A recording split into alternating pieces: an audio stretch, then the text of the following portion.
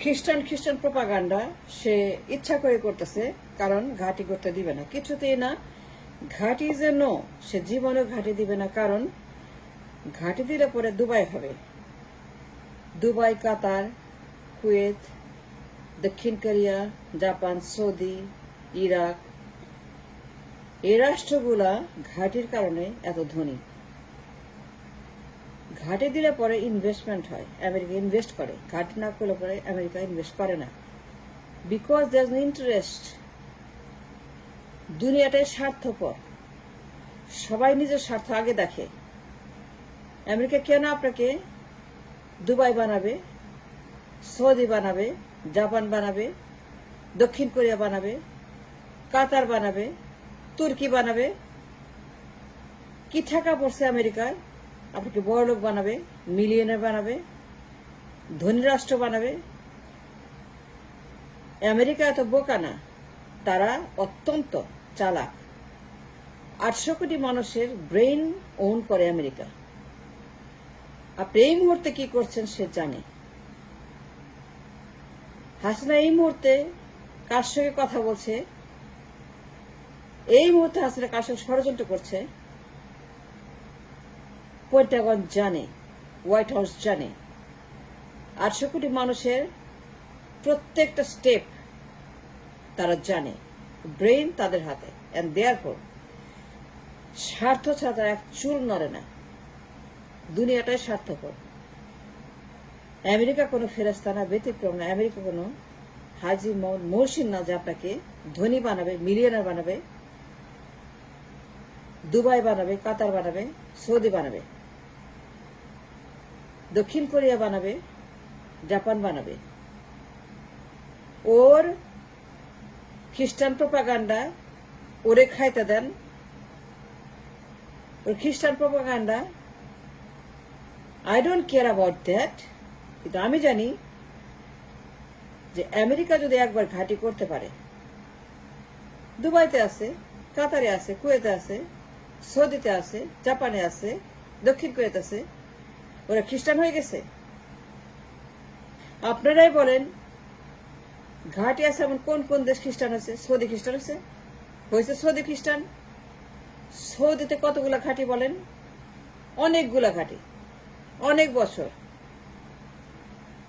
কই সৌদির বাসা তো বলে নাই খ্রিস্টান বানাবে, ওরা তো খ্রিস্টান।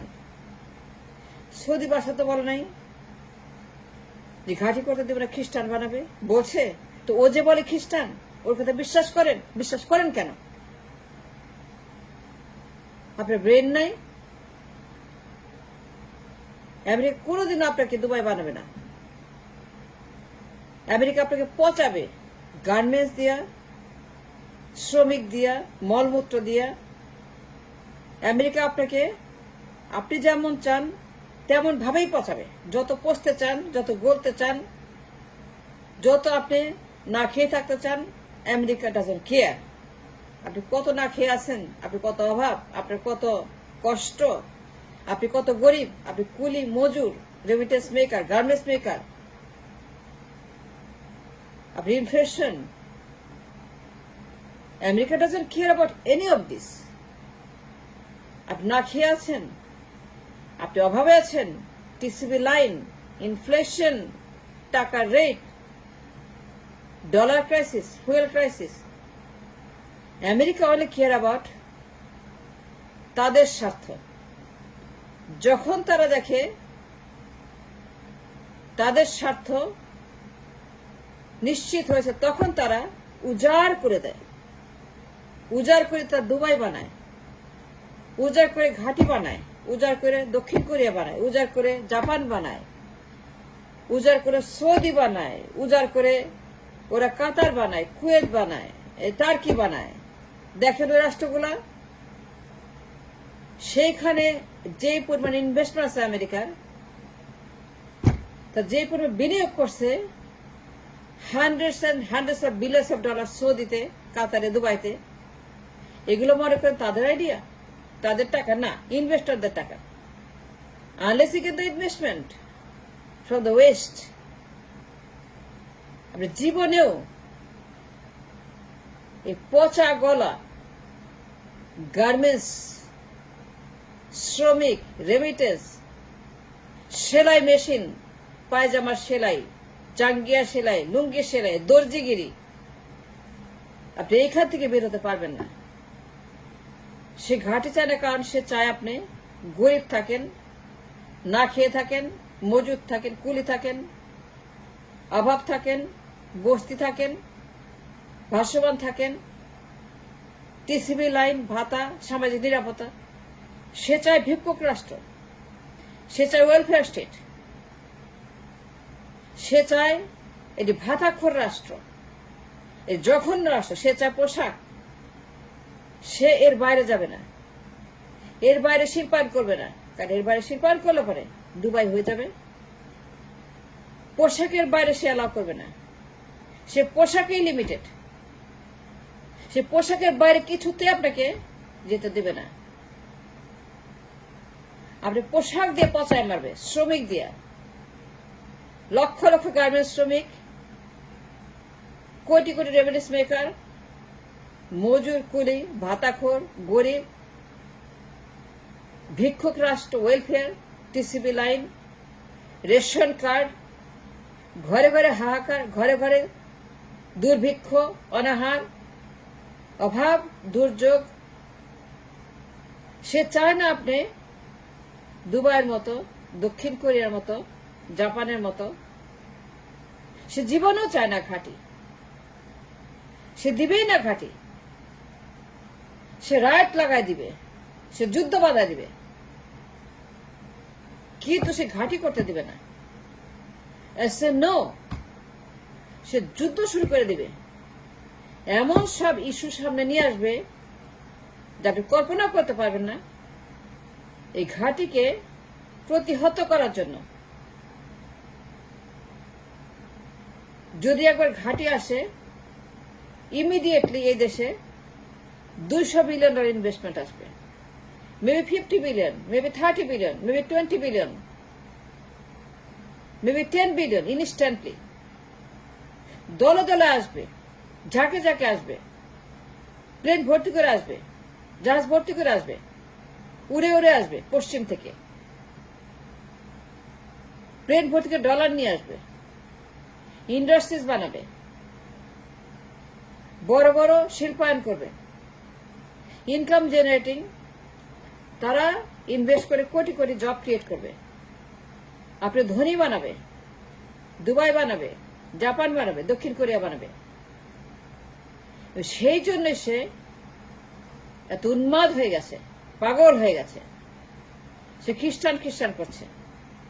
সৌদি বাদশা তো বলে নেই খ্রিস্টান হয়ে যাবে, তো সৌদিতে এতগুলো ঘাঁটি কেন? দুবাই, কাতার, কুয়েত, সবখানেই ঘাঁটি, সবখানে ইনভেস্টমেন্ট, সবখানেই উন্নতি, সবখানেই ধনী রাষ্ট্র।